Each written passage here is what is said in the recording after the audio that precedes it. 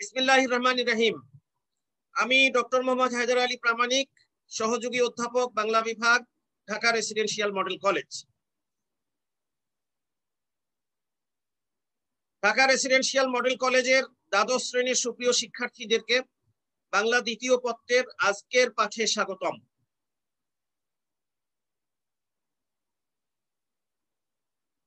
আজকে আমাদের পাঠ্য বিষয় শব্দে ব্যঞ্জন ধ্বনির উচ্চারণ। সুপ্রিয় শিক্ষার্থীরা, আশা করি তোমরা ভালো আছো। বাংলা উচ্চারণের নিয়ম অধ্যায়ের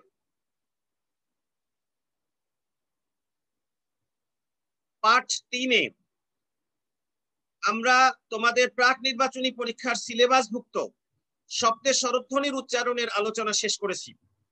আজ উক্ত অধ্যায়ের অবশিষ্ট পাঠ এবং তোমাদের নির্বাচনী পরীক্ষার সিলেবাসভুক্ত শব্দে ব্যঞ্জন ধ্বনির উচ্চারণের অংশ বিশেষ আলোচনা করব। তোমাদেরকে আমি আগেই বলেছি যে প্রাক নির্বাচনী পরীক্ষার আগে যে সিলেবাসটুকু আছে সেইটুকু আমরা আগে শেষ করব, তারপরে কি আমরা নির্বাচনী পরীক্ষার আগে যে সিলেবাস আছে সেটা আমরা শুরু করব। তো আমরা যেহেতু ইতোমধ্যেই প্রাক নির্বাচনী পরীক্ষার পাঠ্য অংশ বোঝানো শেষ করেছি, অতএব আমরা বাংলা উচ্চারণের নিয়ম চ্যাপ্টারের অবশিষ্ট অংশ, যা তোমাদের নির্বাচনী পরীক্ষার আগে পড়ানোর কথা, আমরা সেটা শুরু করলাম। শব্দে ব্যঞ্জন ধ্বনির উচ্চারণ এর অংশ বিশেষ। এই শব্দে ব্যঞ্জন ধ্বনির উচ্চারণের একটি অংশ আজকে আমি পড়াবো, আর বাকি অংশ আগামী ক্লাসে ইনশাআল্লাহ। দৈনন্দিন জীবনের শুদ্ধ উচ্চারণে কথা বলা ছাড়াও তোমাদের প্রাক নির্বাচনী, নির্বাচনী ও বোর্ড পরীক্ষার জন্য এ পাঠের গুরুত্ব অপরিসীম। আশা করি তোমরা সে কথা মনে রেখে আজকের পাঠের সম্পূর্ণ আলোচনা মনোযোগ দিয়ে পড়বে ও শুনবে এবং খাতায় প্রয়োজনীয় নোট নেবে।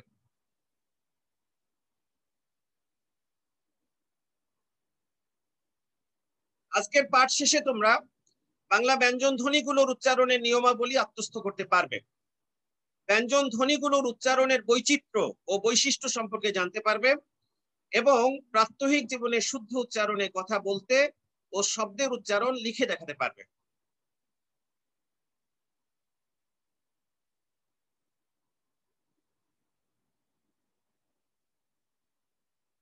ব্যঞ্জন ধ্বনির উচ্চারণ প্রক্রিয়া। ছেলেরা মনোযোগ দাও, তোমরা শুনতে পাচ্ছ আমার কথা? জি স্যার, শোনা যায় স্যার। হ্যাঁ, মনোযোগ দাও। একটু স্লাইডটা এইদিকে সরিয়ে নেই, কারণ একটু আড়াল হয়ে গেছে।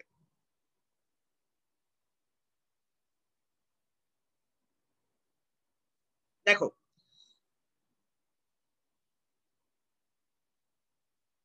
স্বরধ্বনির তুলনায় ব্যঞ্জন ধ্বনির উচ্চারণ অপেক্ষাকৃত জটিল ও বৈচিত্র্যময়। স্বরধ্বনির উচ্চারণে আমরা দেখেছি কি যে অস্বরধ্বনির উচ্চারণের নিয়ম কানুন একটু বেশি। এরপরে আমরা দেখেছি এ স্বরধ্বনির উচ্চারণেরও একটু নিয়ম কানুন বেশি।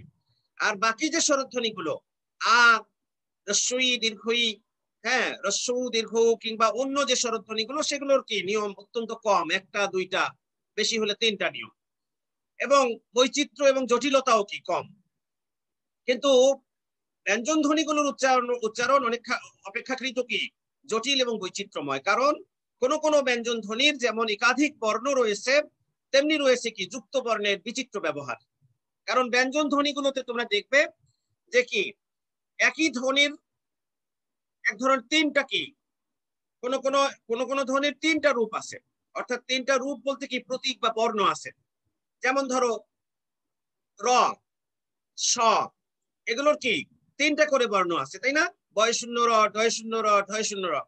আবার কি তালব্য স, মূর্ধন্য স, দন্ত স, জ 2টা আছে, বর্গীয় জ, অন্তস্থ জ, ন 2টা আছে, তাই না? মূর্ধন্য ন, দন্ত ন, ত 2টা আছে, ত, খণ্ড ত, এরকমের কি বৈচিত্র্য আছে অনেক।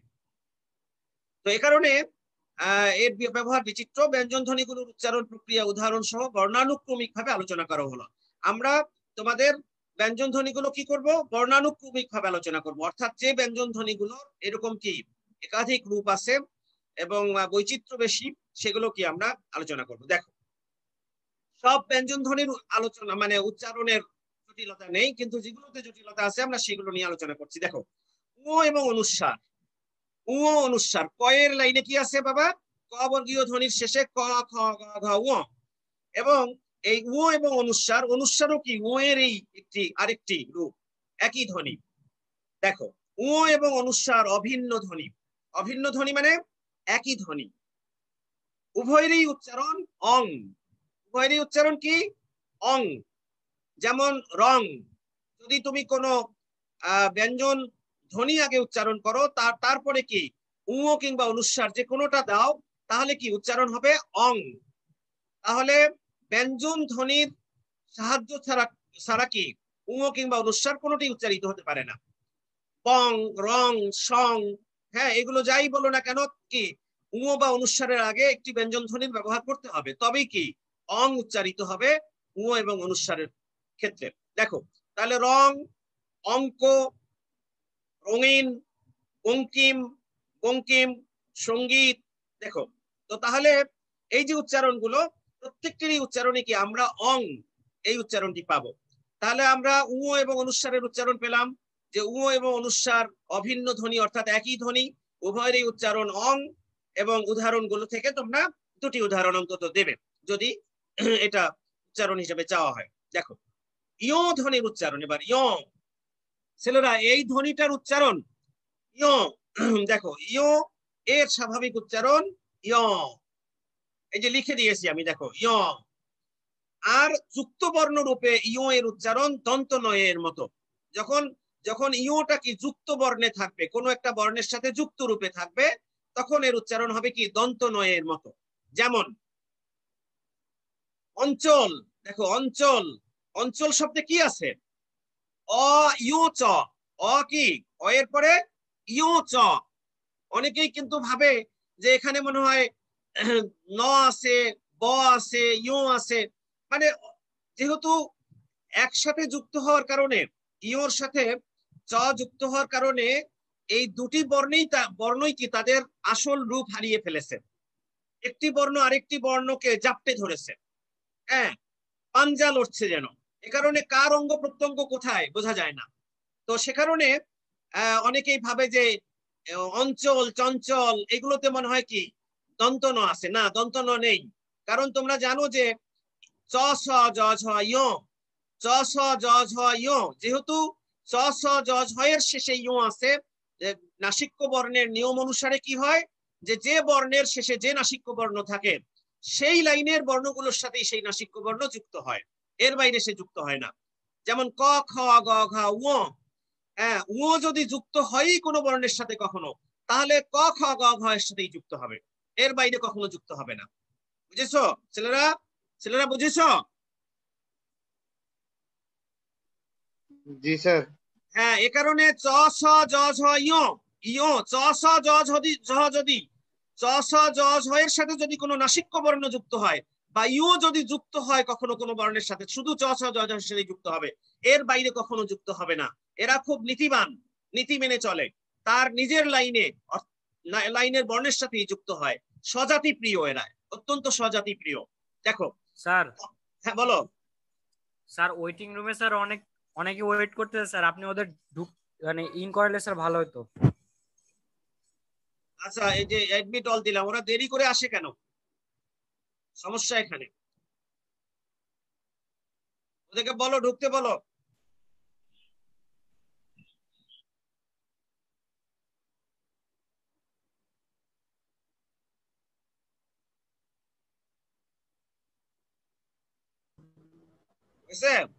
হ্যাঁ আচ্ছা দেখো এবার অঞ্চল, লাঞ্ছনা, দেখো লাঞ্ছনা বানানটি দেখো কিরকম ইয় স, কিন্তু বোঝা যায় না তাই না, কিন্তু এখানে আছে কি ইয় এবং স, কিন্তু উচ্চারণ হবে কি ইয়র উচ্চারণ দন্ত ন। অঞ্চল ইয়র উচ্চারণ দন্ত না, এখানে দেখো। এবার লাঞ্ছনাতেও দেখো লাঞ্ছনা ইয় স, কিন্তু কিন্তু লান দন্ত ন, উচ্চারণ হচ্ছে দন্ত ন, ইয়র উচ্চারণ। মঞ্জুর ইয় জ, মঞ্জুর, অনেকেই নয় জ রস্যৌকার লেখে, কিন্তু জ কখনো নকে গ্রহণ করবে না, বর্গীয় জ কখনোই নকে গ্রহণ করবে না। মঞ্জুর, ঝঞ্ঝা ইউ ঝ, এই যে প্রত্যেকটা চ বর্গীয় লাইনের প্রত্যেকটা বর্ণের সাথে ইউকে আমরা যোগ করে দেখালাম। অঞ্চল চ এর সাথে যোগ করলাম, লাঞ্ছনা ছ এর সাথে ইউ যোগ করলাম, মঞ্জুর জ এর সাথে যোগ করলাম, আর ঝ এর সাথে যোগ করলাম ঝঞ্ঝাতে। বুঝেছো বাবা? প্রত্যেকটা, এগুলো কিন্তু প্রত্যেকটা ইম্পর্টেন্ট শব্দ। এরপরে দেখো একটা যুক্ত বর্ণ আছে, জ্ঞান বিজ্ঞান লিখতে যে আমরা যে যুক্ত বর্ণটা লিখি, এই যুক্ত বর্ণে কি কি আছে? জ যোগ ইয়, জ যোগ ইয়। যেমন মঞ্জুরে থাকে কি ইয় যোগ জ, ইয় যোগ জ। কিন্তু এই গ যেটা জ্ঞান বিজ্ঞান, এটাতে আছে জ যোগ ইয়, উল্টা। এটা হলো ইয় যোগ জ, আর এটা জ যোগ ইয়। এই যুক্ত ব্যঞ্জনের উচ্চারণ শব্দের আদিতে যদি থাকে, শব্দের শুরুতে যদি থাকে এই যুক্ত বর্ণটি, তাহলে উচ্চারণ হবে কি গ চন্দ্রবিন্দু জফলা, গ চন্দ্রবিন্দু জফলা, যদি শব্দের শুরুতে থাকে, এই যে জ্ঞান ইত্যাদি। এবং শব্দের মাঝে আর শেষে যদি থাকে, তাহলে গ হসন্ত যোগ গ চন্দ্রবিন্দু হয়ে থাকে। তাহলে মনে রেখো ছেলেরা, এই যে যুক্ত বর্ণটা জ যোগ ইয়, এই যুক্ত ব্যঞ্জন যদি শব্দের শুরুতে থাকে, তাহলে গ চন্দ্রবিন্দু জফলা উচ্চারণ হবে। আর শব্দের মাঝে আর শেষে যদি থাকে, তাহলে গ হসন্ত যোগ গ চন্দ্রবিন্দু হবে। যেমন জ্ঞানী, দেখো এই যে শুরুতে আছে, শব্দের শুরুতে জ্ঞানী, জ্ঞা জ্ঞা, এই যে জফলা চন্দ্রবিন্দু আকার, হ্যাঁ, গ জফলা চন্দ্রবিন্দু আকার, জ্ঞানী। বিজ্ঞান আবার যদি মাঝখানে থাকে, তাহলে কি হবে? গ হসন্ত যোগ গ চন্দ্রবিন্দু, এই যে দেখো বিজ্ঞান। আর অন্যত্র কি হবে? ইয়, ইয় এর উচ্চারণ হবে অন্তস্থ অচন্দ্রবিন্দু। আর অন্য জায়গায় যদি থাকে ইয়, তাহলে উচ্চারণ হবে কি অন্তস্থ অচন্দ্রবিন্দু। যেমন মিয়া, মিয়া, ভুয়া, যেটাকে অনেকেই ভুইয়া উচ্চারণ করে। ঠিক আছে ছেলেরা? তাহলে ইয় এর উচ্চারণের আমরা কয়েকটি নিয়ম এখানে বললাম, এই নিয়মগুলো ভালো করে মনে রেখো। এরপরে আমরা আরেকটা স্লাইডে যাই। দেখো, দন্ত ন মূর্ধন্য ন এর ধ্বনির উচ্চারণ। দন্ত ন, মূর্ধন্য ন, দন্ত ন, উভয় ধ্বনির উচ্চারণ দন্ত ন, অর্থাৎ ন, উভয় ধ্বনির উচ্চারণ ন। তাই কোন শব্দের বানানে মূর্ধন্য ন, দন্ত ন যেটাই থাকুক, উচ্চারণ লিখে দেখাতে হবে কি দন্ত ন দিয়ে। ছেলেরা, অর্থাৎ শব্দের বানানে দন্ত ন, মূর্ধন্য ন, দন্ত ন যেটাই থাকুক না কেন, উচ্চারণ লিখে দেখাতে হবে কি দিয়ে? দন্ত ন দিয়ে। মূর্ধন্য ন যদি থাকে শব্দে, তাহলে সেই শব্দের উচ্চারণ দেখাতে হবে দন্ত ন দিয়ে। যেমন ব্যাকরণ, ব্যাকরণ, দেখো ব্যাকরণ, উচ্চারণটি এরকম হবে ব্যাকরণ। মনে রেখো কল্যাণ, এই যে মূর্ধন্য আছে, মূর্ধন্য ন আছে, দেখো দন্ত ন হচ্ছে কল্যাণ, কল্যাণ। এখানে আবার কল্যাণ, কতে, কতে যে অ আছে, এটার উচ্চারণ কি হয়ে যাচ্ছে? ও হয়ে যাচ্ছে। তোমরা তো জানোই এটা, যে অ এর উচ্চারণ বিবৃত হয়ে যাবে যদি জফলা থাকে। অ ধ্বনির পরে যদি জফলা যুক্ত ব্যঞ্জন বর্ণ থাকে, তাহলে অ এর উচ্চারণ বিবৃত বা ও এর মতো হয়। কল্যাণ আমরা সহজ করে আগে এত বুঝিয়েছি এগুলো আমরা, তারপরে বলি। যেমন সত্য, সত্য, ততে জফলা থাকার কারণে প্রথমে উচ্চারণে কি হচ্ছে? দন্তর সাথে যে অ আছে সেটা কি ও হয়ে যাচ্ছে, সত্য ইত্যাদি। তারপরে দেখো অন্তর, অন্তর, হ্যাঁ, এই যে দন্ত ন। তারপরে হলো বন্ধু, দন্ত ন তো দন্ত নই থাকবে, মূর্ধন্য ন দন্ত ন তো হয়ে যাবে, আর দন্ত নর দন্ত নই থাকবে। উচ্চারণের ক্ষেত্রেও দন্ত ন থাকবে, গেল। তারপরে দেখো এবার বর্গীয় জ অন্তস্থ জ ধ্বনির উচ্চারণ। বর্গীয় জ অন্তস্থ জ উভয় ধ্বনির উচ্চারণ বর্গীয় জ। ছেলেরা, বর্গীয় জ যদি থাকে তাহলে বর্গীয় জ দিয়েই লিখতে হবে, আর যদি অন্তস্থ জ কোনো শব্দে থাকে তাহলে অন্তস্থ জ দিয়েই লিখতে হবে। দুটোরই উচ্চারণ কি বর্গীয় জ। তাই কোন শব্দের বানানে বর্গীয় জ অন্তস্থ জ যেটাই থাকুক, উচ্চারণ লিখে দেখাতে হবে বর্গীয় জ দিয়ে। যেমন জীবন, দেখো জীবন। আর তো তোমরা জানোই যে উচ্চারণ লিখে দেখানোর সময় দীর্ঘইকার হ্রস্বইকার হয়ে যাবে, হ্রস্বইকার দিয়ে লিখতে হবে জীবন। যদি দয়ে হ্রস্বইকার আছে, এ কারণে আগে তোমরা জানো যে শব্দের শুরুতে অ থাকলে আর পরে যদি কি অ আ ছাড়া অন্য স্বরধ্বনি থাকে, তাহলে কি অ এর উচ্চারণ ও হয়ে যায়। এ কারণে হ্রস্বইকার থাকার কারণে কি অন্তস্থ জয়ে অ ছিল, এটা ও হয়ে যাচ্ছে। আর অন্তস্থ জ তো নিজে উচ্চারিত হবে না, বর্গীয় জ, অর্থাৎ বর্গীয় জ দিয়ে লিখতে হবে। যদি, যুদ্ধ, এই যে বর্গীয় জ দিয়ে লিখতে হচ্ছে। দেখো যৌবন, যৌবন, যৌবন, দেখো এগুলো খেয়াল করো ছেলেরা, খুব ইম্পর্টেন্ট শব্দ কিন্তু এগুলো। যৌবন শব্দ, যুদ্ধ, যদি, এগুলো আসে কিন্তু পরীক্ষায়। ত এবং খণ্ড ত ধ্বনির উচ্চারণ। ত খণ্ড ত অভিন্ন ধ্বনি, ত এবং খণ্ড ত কি একই ধ্বনি। খণ্ড ত মূলত ত হসন্ত ত, খণ্ড ত মূলত কি তয়ে হসন্ত বা হসন্ত ত। আগের কালে কি কি করা হয়েছিল, আগে যে ওই যে লিপিকার ছিলেন, যখন লিপিকাররা কি করতেন, নিজেরা লিখতেন, হাতে লিখতেন, যখন কিনা মুদ্রণ যন্ত্র ছিল না, তখন লিপিকাররা একসাথে অনেক বর্ণ লিখতেন, হাত উঠাতেন না। তো তখন কি করতেন তারা, যে ধরো যে সৎ, জগৎ, মহৎ, চমৎকার এই শব্দগুলো লেখার সময় তারা কি করতেন, এই যে দেখো যে ত লিখে এই ত এর মাথা ঘুরিয়েই কি এরকম কি টেনে দিতেন মহৎ, অর্থাৎ কি ত এর নিচে একটা হসন্ত দিতেন, তাহলে ত এর সাথে হসন্ত দিতে গিয়েই কি এরকম একটা খণ্ড ত নামক বর্ণের সৃষ্টি হয়েছে। যদিও কি ত হলো এই ডান থেকে বাঁয়ের দিকে ঘুরে, আর এটা খণ্ড তকে আলাদা করে দেখান, মানে আলাদা করবার জন্য মূলত কি উল্টা দিক করে দেওয়া হয়েছে। এই যে খণ্ড তয়ের নিচে যে একটা লেজ, এই লেজটা মূলত কি হসন্ত, অর্থাৎ ত হসন্ত। তাহলে ত এবং খণ্ড ত মূলত কি একই ধ্বনি, তাই কোন শব্দের বানানে খণ্ড ত থাকলে উচ্চারণ লিখে দেখাতে হবে হসন্ত ত দিয়ে, অর্থাৎ ত এর নিচে হসন্ত দিয়ে। যেমন মহৎ, মহৎ এই যে তয়ে হসন্ত, উৎসব তয়ে হসন্ত, উৎপত্তি, উৎপত্তি দেখো তয়ে হসন্ত। এখানে অবশ্য ভুল আছে একটু, এটা তয়ে হসন্ত, একটা ত হবে, দুইটা ত হয়ে গেছে, হ্যাঁ উৎপত্তি। এই হলো আর একটি স্লাইড, তারপরে আমরা এর পরের স্লাইডে যাই। দেখো ছেলেরা, বয় শূন্য র, ডয় শূন্য র, ঢয় শূন্য র, এগুলোকে তোমরা এইরকম উচ্চারণ করতে পারো, ব শূন্য র, বয়ের নিচে শূন্য দিয়ে র, ব শূন্য র, ঢয়ের নিচে, ডয়ের নিচে শূন্য দিয়ে র, ড শূন্য র, ঢয়ের নিচে শূন্য দিয়ে র, ঢ শূন্য র। এগুলোকে শূন্য না বলে ওটা যেহেতু ডট, এগুলো হলো একটা ডট, এ কারণে অনেকেই এটার শুদ্ধ উচ্চারণ ব বিন্দু র, এই যে বিন্দু বিন্দু, দেখো ডট গুলো কি মূলত বিন্দু, এ কারণে ব শূন্য র না বলে ব বিন্দু র, ড বিন্দু র, ঢ বিন্দু র, বিন্দু। তো এই উচ্চারণটিকে আমিও শুদ্ধ মনে করি, যে ব বিন্দু র, ড বিন্দু র, ঢ বিন্দু র, ড শূন্য র, ব শূন্য র, ঢ শূন্য র না বলে বিন্দু দিয়ে উচ্চারণ করাই ভালো। দেখো ছেলেরা, এই তিনটি ধ্বনির উচ্চারণ। তাহলে ব বিন্দু র, ড বিন্দু র, ঢ বিন্দু র, যেগুলোকে তোমরা উচ্চারণ করো বয়ে শূন্য র, ডয়ে শূন্য র, ঢয়ে শূন্য র, হ্যাঁ ধ্বনির উচ্চারণ প্রায় অভিন্ন। জিহ্বার অগ্রভাগ দ্রুত কম্পিত হয়ে উচ্চারিত হয় বয় শূন্য র বা ব বিন্দু র।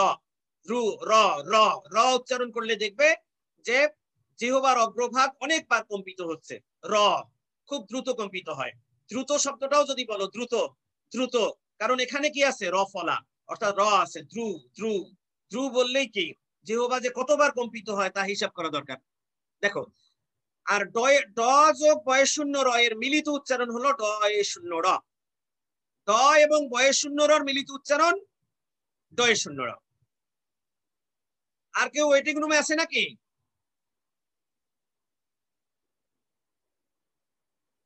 নাই। আচ্ছা দেখো, আর ঢয় শূন্য র উচ্চারণ কি, ডয়ে শূন্য র যোগ হয়ের মাঝামাঝি ভঙ্গিমায় উচ্চারিত হয় ঢয়ে শূন্য র ধ্বনি। তাহলে ডয়ে শূন্য র যোগ হ, এই দুটার মাঝামাঝি উচ্চারণ হবে, এরকম ভঙ্গিমায় উচ্চারণ হবে ঢয়ে শূন্য র।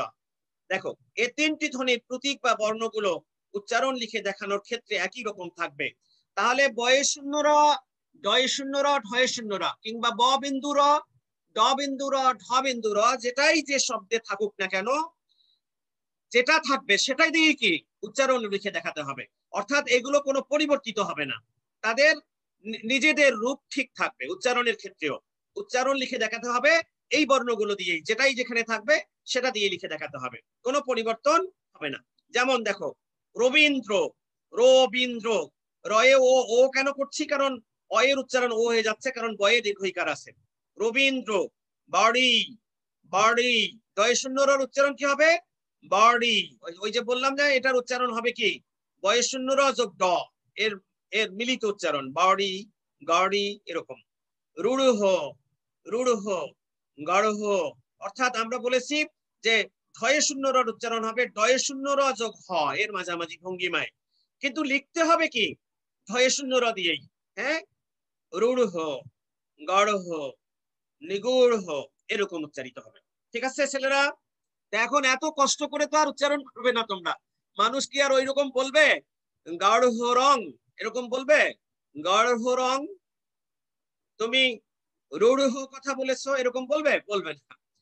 তারা কি স্বাভাবিকভাবে উচ্চারণ করবে। হ্যাঁ, গাঢ় রং, একটুখানি যেন ঢয়শূন্যর উচ্চারণ আসে, রূঢ় ইত্যাদি।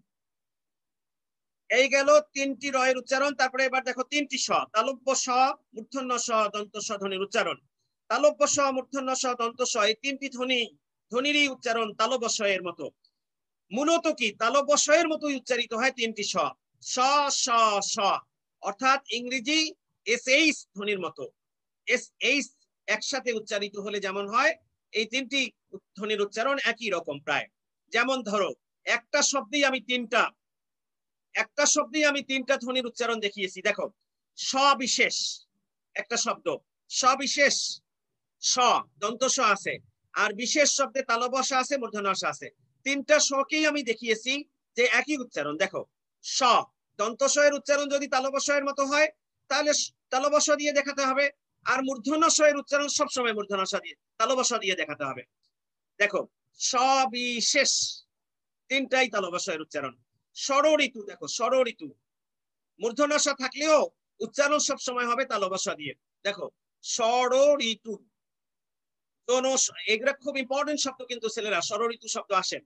জনসংখ্যা, জনসংখ্যা, জনসংখ্যা দন্ত স এর উচ্চারণ তালব্য স হয়ে যাচ্ছে, জনসংখ্যা। তবে তথ তথ দন্ত ন র ল এর সাথে তালব্য স ও দন্ত স যুক্ত হলে উভয় ধ্বনির উচ্চারণ দন্ত স এর মতো হয়। ছেলেরা, যদি ত থ দন্ত ন র ল এই কয়টা বর্ণের সাথে তালব্য স বা দন্ত স যেটাই যুক্ত হোক না কেন, হ্যাঁ দুটোরই উচ্চারণ হবে কি দন্ত স। আর দন্ত স এর উচ্চারণ কেমন? এস ধ্বনির মতো। দন্ত স এর উচ্চারণ এস ধ্বনির মতো। যেমন সৃষ্টি, এই যে রি মানে র এর উচ্চারণ প্রাপ্ত হচ্ছে, কারণে কি এটা দন্ত স এর উচ্চারণটা কি হয়ে যাচ্ছে? দন্ত সই থাকছে। সৃষ্টি, শৃঙ্খলা, এই যে তালব্য সর সাথে রিকার, এ কারণে কি শৃং, শ্রী শ্রী স মানে দন্ত স এর উচ্চারণ। মস্তক, মস্তক কিংবা আস্ত দন্ত স, দন্ত স এর সাথে ত এর সাথে দন্ত স হলেও দন্ত স এর কারেক্ট উচ্চারণ পাওয়া যাবে। আস্ত, স্নেহ দন্ত নয়ের সাথেও যদি থাকে, দন্ত নয়ের সাথে। গ্রস্থ, অবস্থা, এই যে দেখো তয়ের সাথে আমরা বললাম হ্যাঁ আস্ত, গ্রস্ত বা অবস্থা, দন্ত স বা এস ধ্বনির উচ্চারণ। তারপরে স্নেহ, স্নান, স্নান দন্ত স এর উচ্চারণ পাওয়া যাচ্ছে দন্ত নয়ের সাথে যুক্ত হওয়ার কারণে। আর এগুলোতে তো পাওয়া যাচ্ছেই লয়ের, দেখো স্নেহ তো বললাম, শ্লোক, শ্লোক যদিও তালব্য স এর সাথে ল, কিন্তু তালব্য স এর সাথে ল হওয়ার কারণে কি হয়ে যাচ্ছে? দন্ত স এর উচ্চারণ হয়ে যাচ্ছে তালব্য স। শ্লোক, শ্লোক নয় শ্লোক, অর্থাৎ সংস্কৃত কবিতার এক একটা কি অংশ শ্লোক। এবার যাই আমরা আরেকটি স্লাইডে। দেখো বিসর্গ, বিসর্গ ধ্বনির উচ্চারণ। বিসর্গ এর উচ্চারণ অনেকটা হ ধ্বনির মতো ছেলেরা, বিসর্গ এর উচ্চারণ অনেকটা হ ধ্বনির মতো। যেমন আহ, দেখো আহ, আয়ের পরে বিসর্গ দিলে উচ্চারণ হবে কি আহ, রস্যউর পরে বিসর্গ দিলে উচ্চারণ হবে উহ। তোমরা কিন্তু অনেকেই 1 নম্বর প্রশ্নের উত্তর লেখোই না, অনেকেই না লিখে কি লেখো? উ। 1 নং প্রো উ, এই প্রো লেখার পর একটা বিসর্গ, উ লেখার পর একটা বিসর্গ দাও, তো তাহলে উচ্চারণ হবে কি 1 নং প্রো উহ, এরকম। তো এটা তো ঠিক হলো না, তাই না? তো আসলে প্রশ্নের উত্তর পুরোটা লিখতে হবে, পুরোটুকুই লিখতে হবে। তাহলে এই দেখো কোন শব্দের মাঝে বিসর্গ থাকলে বিসর্গ এর পরবর্তী ব্যঞ্জন ধ্বনি দ্বিত্ব উচ্চারিত হয়। তাহলে কোন শব্দের মাঝখানে যদি বিসর্গ থাকে তাহলে বিসর্গর পরের যে ব্যঞ্জন ধ্বনিটি সেটি দুবার উচ্চারিত হবে, দ্বিত্ব হবে। যেমন দুঃখ, এই যে দেখো বিসর্গর পরে খ আছে, এ কারণে দুঃখ। অবশ্য দুইটা খ হয়নি, আগেরটা ক পরেরটা খ, কারণ ক এর উচ্চারণ প্রাপ্ত হচ্ছে, খটা একটু দেখো। দুঃসাহস, দেখো এখানে দুঃসাহস বিসর্গর পরে দন্ত স আছে, কিন্তু দন্ত স এর উচ্চারণ তো তালব্য স হয়ে যাচ্ছে, এ কারণে দুইটা তালব্য স। দেখো দুঃসাহস, তারপরে অতঃপর, অতঃপর নয়, বিসর্গর পরে পটা দুইবার উচ্চারিত হবে। অতঃপর, ইতঃপূর্বে, ইতঃপূর্বে নয়, ইতঃপূর্বে, ইতঃপূর্বে, প্রাতঃকাল, দেখো প্রাতঃকাল এইভাবে উচ্চারিত হবে। এই শব্দগুলো কিন্তু খুবই ইম্পর্টেন্ট, আসতে পারে। ছেলেরা, ছেলেরা কি শুনতে পাচ্ছ? শুনতে পাচ্ছ সবাই? জি স্যার, শোনা যায় স্যার। হ্যাঁ, এই যে শব্দগুলো খুবই ইম্পর্টেন্ট শব্দ কিন্তু এগুলো। দুঃখ, দুঃসাহস, অতঃপর, ইতঃপূর্বে, প্রাতঃকাল, এগুলোর উচ্চারণ ভালো করে দেখে নাও। আচ্ছা, তারপরে চন্দ্রবিন্দু ধ্বনির উচ্চারণ, আমরা কিন্তু শেষে চলে এসেছি। দেখো চন্দ্রবিন্দু পর্যন্ত চলে এসেছি।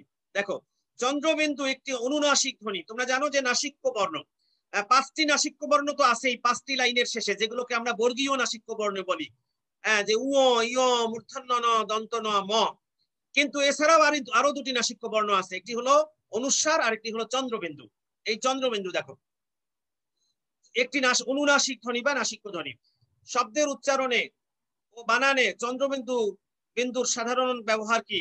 ছাড়াও নাসিক্য ধ্বনিগুলোতে, ধ্বনিগুলোর মানে কি উ, ইউ, মূর্ধন্য দন্ত ন, ম, যে এই নাসিক্য বর্ণগুলো আছে এর পরিবর্তিত ধ্বনি বা বর্ণরূপে চন্দ্রবিন্দু এর ব্যবহার হয়ে থাকে। অর্থাৎ যখন উ, ইউ, মূর্ধন্য দন্ত ন, ম পাল্টে যাবে, অর্থাৎ এই বর্ণগুলো লুপ্ত হয়ে যাবে, তখন সেই জায়গায় একটি কি চন্দ্রবিন্দু চলে আসে। দেখো এমনি তো স্বাভাবিকভাবে ব্যবহৃত হতেই পারে, যেমন আতাত শব্দে চন্দ্রবিন্দু। শোনো, এখানে কিন্তু আকারের উপরে চন্দ্রবিন্দু হবে, কিন্তু আমি যে নিকোস প্যান ফন্টটা ইউজ করেছি সেখানে আকারের উপরে হয় না, সমস্যা হয়ে গেছে এই কারণে।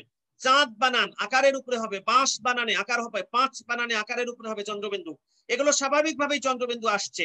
কিন্তু কিন্তু ওই যে অন্য কোন নাসিক্য বর্ণের পরিবর্তিত রূপ, যেমন চন্দ্র, চন্দ্র দন্ত নয় দ ছিল, দন্ত নয়ের পরিবর্তে চাঁদ যখন হলো তখন কি চন্দ্রবিন্দু চলে এলো, তাই না? পঞ্চ, পঞ্চ শব্দটি সংস্কৃত, পাঁচ যখন এলো পঞ্চ, ইয়োর পরিবর্তে ইয়ো চ, পঞ্চ। হ্যাঁ, তো তখন কি পাঁচে চন্দ্রবিন্দু এলো। ইঁদুর, দেখো ইঁদুর, ইন্দুর শব্দ, ইন্দুর কে ইঁদুর যখন আমরা করি তখন চন্দ্রবিন্দু, দেখো রস্যইর উপরে। জুই, চন্দ্রবিন্দু। অঙ্কন, এখানে তোমরা জানো যে দন্ত নয়, এর লুপ্ত হওয়ার কারণে কি আঁকা, সংস্কৃত থেকে তদ্ভাব করা হয়েছে, তাই না? আঁকা। অঞ্চলকে আঁচল।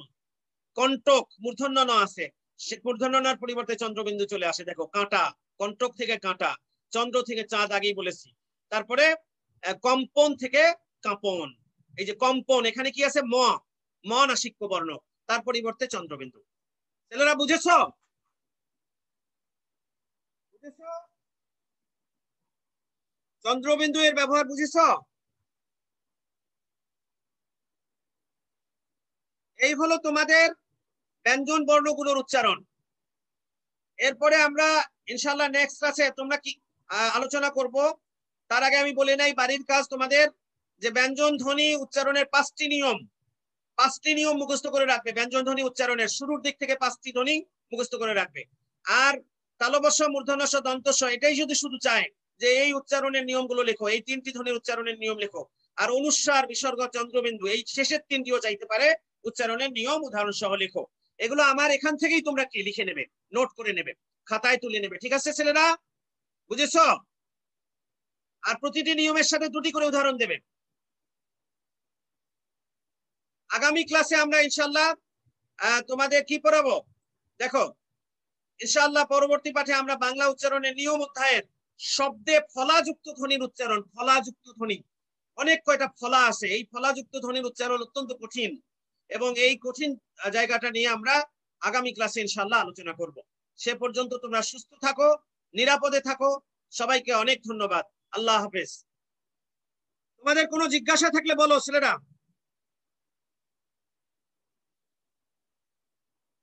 1 মিনিট আছে, আর জিজ্ঞাসা থাকলে বলো। তোমাদের কারো কোনো জিজ্ঞাসা বলো।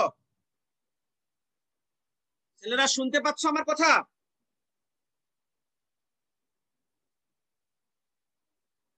ওই শুনতে পাচ্ছ?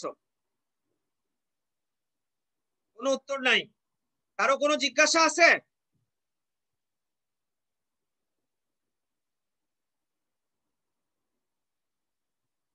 কারো কোনো প্রশ্ন থাকলে বলো।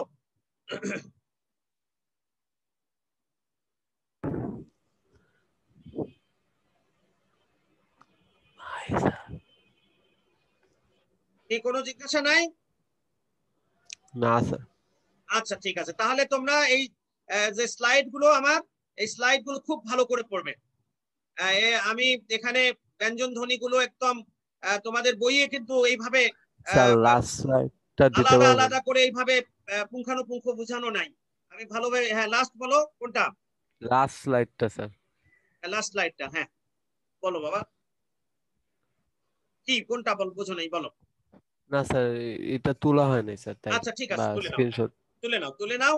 এবং এগুলো কিন্তু তোমাদের ওই যে নোট করতে হবে, আমি যেভাবে তোমাদের ইয়ে দিয়েছি ওই যে বাড়ির কাজ, ওই প্রশ্নগুলো, এই প্রশ্নগুলো লিখবা আর স্লাইড থেকে তুলে নেবা সেগুলোর উত্তর।